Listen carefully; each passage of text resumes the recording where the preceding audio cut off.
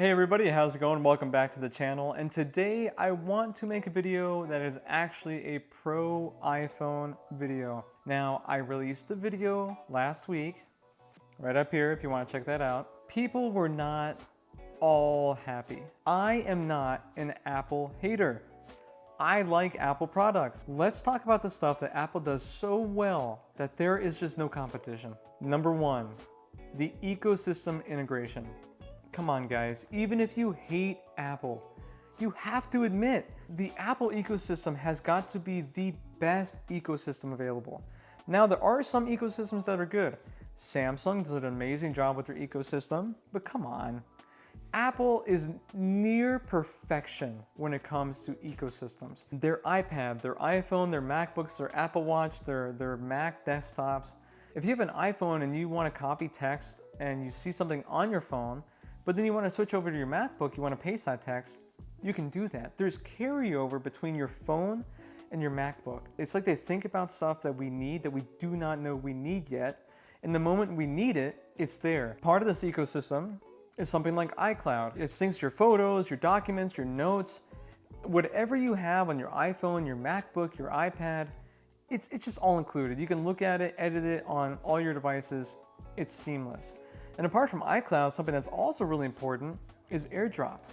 So AirDrop is something that I never knew I would miss until I didn't have it. So I've said this in other videos, but I have used iPhones for years. And the ability to just, my wife says, hey, did you take that photo? Can you AirDrop it to me? You can find alternatives on Android. It's not the same. It's just not. If you have an alternative, let me know in the comments down below because I'm actually very interested in trying it. Because again, I rock this as my daily driver. It's an S24 Ultra. Love Android, always will. But I won't lie, AirDrop is something I miss, and it's kind of frustrating when I have to, email my wife a photo because the quality when I send her a text through Android gets turned into a pixelated mess when she gets it on her iPhone. So that part is frustrating. So AirDrop, invaluable when it comes to the integration of Apple's ecosystem. Genius. Number two. Software and hardware integration. Apple makes their iPhones and Apple owns and makes their software. That is huge. It is a massive benefit to owning an iPhone. So Android, for the people who use iPhone that have never tried Android before, Android has multiple manufacturers. Each of these manufacturers have their own Android skin. Then they tweak it into what they imagine Android should be. Now there's a lot of benefits in this. Like for example, I get way more customization out of this phone than I do out of a Google Pixel. And then OnePlus has some of their own benefits. And then the other manufacturers kind of make their own little thing like, oh, this is our feature. This comes with issues as well. So when there's skins and everything, that means that you might not be getting regular updates, especially like security updates and things that are actually important. Sometimes Android users, they focus on the customization and the cool things that they can do to show off with their friends. Like, hey, can you do this with your iPhone? It's not all the time that they're thinking about security. And that's where Apple is just one step ahead in almost every case. So Samsung's been really good pushing out monthly security updates for the S24, but I've had older Samsung phones like the S8 and I did not get that same luxury. I was sitting there waiting for months for the next security update and it'd be like June and I would get April's security update. And so if you want the most secure experience, you can't get any better than Apple. Android's come a long way, they've done a lot better, but there is just something seamless. And I keep using that word because I feel like that is what describes Apple in one word, seamless. It's the integration of everything. Their hardware is their hardware, their software is their software.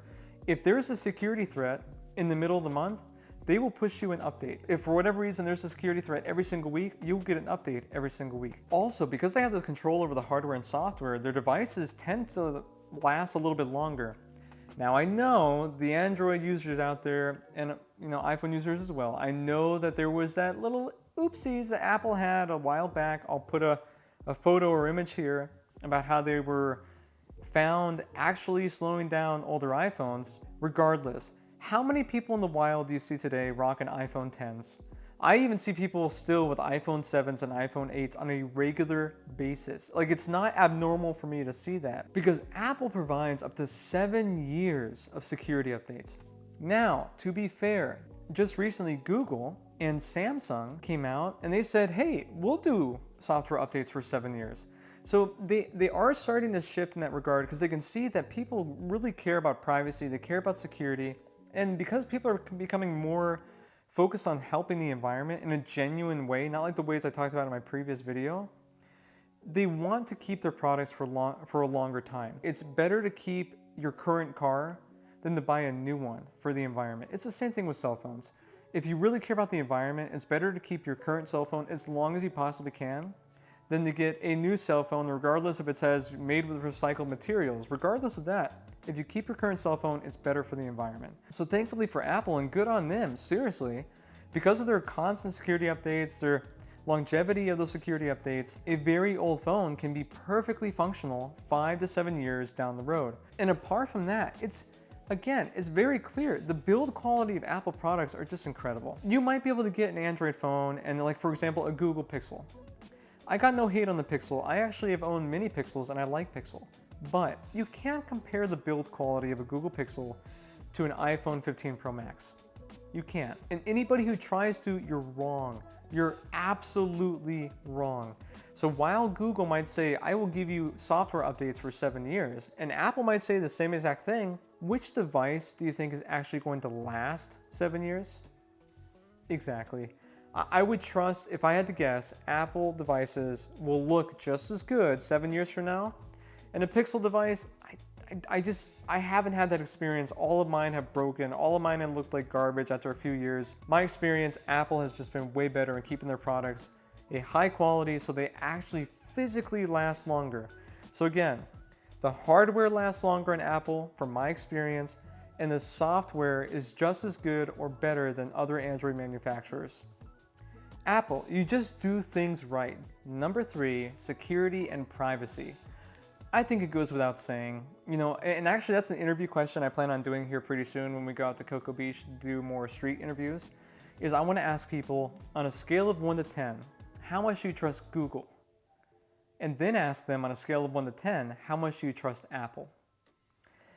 You don't have to be an Apple sheep or an Android sheep to know that Apple's more trustworthy, guys. I mean, love them or hate them, they have shown time and time again, I'm going to put examples on the screen here, that they care about user data privacy almost to a fault.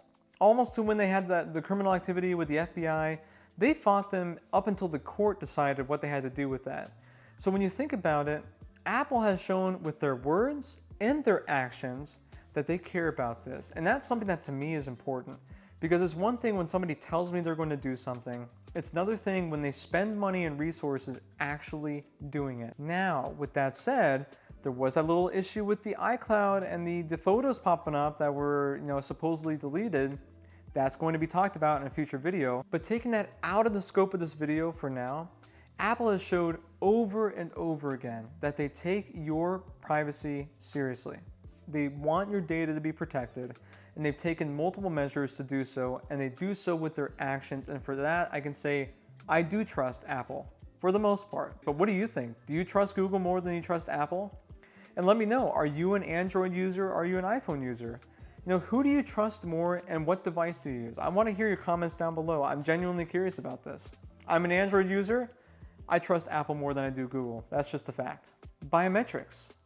Now the fingerprint sensor, I got no hate on the fingerprint sensor. I enjoy the fingerprint sensor. It gets into my phone very quickly. I have the in-display fingerprint sensor from Samsung, and you see I go in, boom, just like that. Samsung does do a face recognition, but come on guys, I mean, it's just using the camera.